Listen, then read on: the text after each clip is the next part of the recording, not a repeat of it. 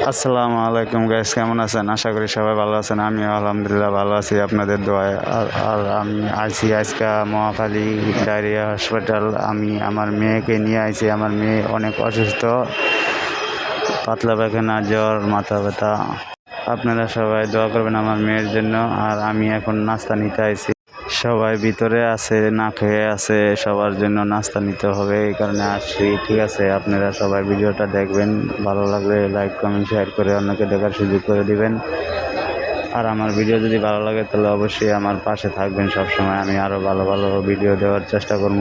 তো আমার মেয়ের জন্য সবাই দোয়া করবেন। আমি সবার কাছ থেকে আমার মেয়ের জন্য দোয়া চাচ্ছি, যাতে আমার মেয়ে সুস্থ হয়ে আবার বাড়ি ফিরতে পারি আমার মেয়ের নিয়ে।